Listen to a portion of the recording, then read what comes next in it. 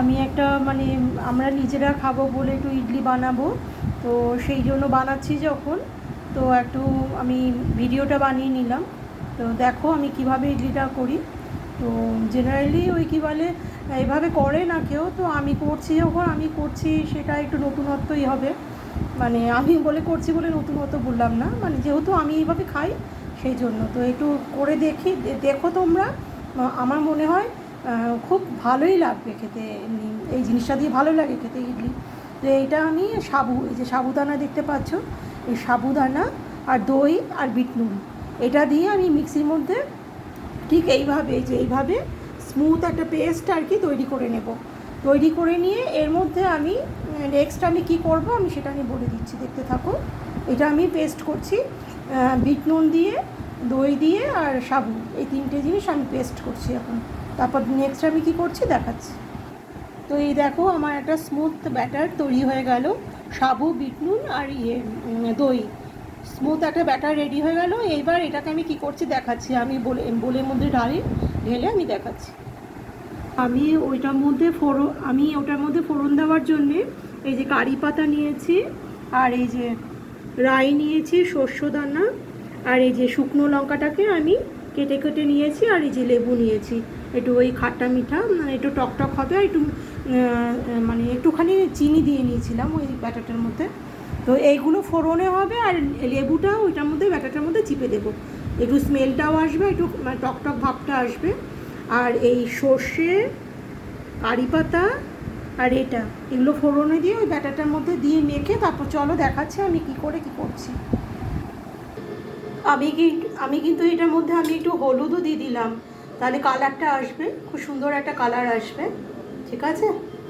তো আমি এখন এই যে কড়াইয়ের মধ্যে রিফাইন্ড অয়েল দিয়ে দিলাম, রিফাইন্ড অয়েল দিয়েছি। এবার আমি আস্তে আস্তে ফোড়নগুলো দেবো, তো আমি দেখাচ্ছি ফোড়নগুলো দিয়ে।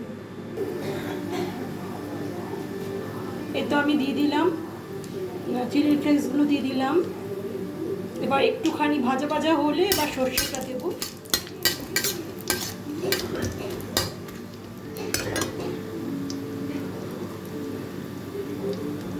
এই যে আমি সর্ষেগুলো দিয়ে দিলাম।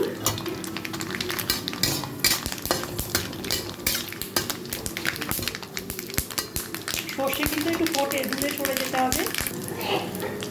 এই তো আমি কারি পাতাগুলো দিয়েছি। এবার এটা ফোড়নটা ভাজা ভাজা হয়ে গেলে পরে আমি ব্যাটারটার মধ্যে দিয়ে আমি দেখাচ্ছি কী করছি। এই তো আমি এটা ঢেলে দিলাম ব্যাটারটার মধ্যে, ফোড়ন দিয়ে এটা ঢেলে দিলাম। হ্যাঁ, এবার এটার মধ্যে একটুখানি ইনো দিয়ে মিক্সড করে আমি ইডলি করে নেব। তো ইডলিটা আমি কিভাবে বানাচ্ছি তোমরা দেখতে থাকো।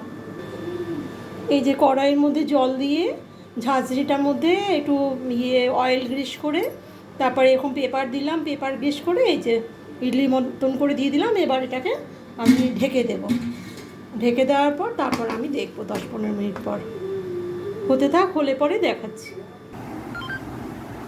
তো এই তো আমার ইডলিগুলো আমি করে নিয়ে ভেজে নিলাম। এটা আমার সাবু দিয়ে ভাজা ইডলি হয়ে গেল, খুব টেস্ট হয় খেতে। আমি রিকোয়েস্ট রাখবো যে তোমরা এইভাবে করো। ও আরেকটা কথা বলছি যে তাড়াহুড়োর মধ্যে কিন্তু ওই ব্যাটারটার মধ্যে মানে আন্দাজ মতো আটা বা ময়দা না, আমি আটা মিশিয়েছি। আটা মিশিয়ে নিতে হয়, তাহলে বাইন্ডিংয়ের জন্য আটাটা মিশাতে হয়, তাহলে ছেড়ে যাবে।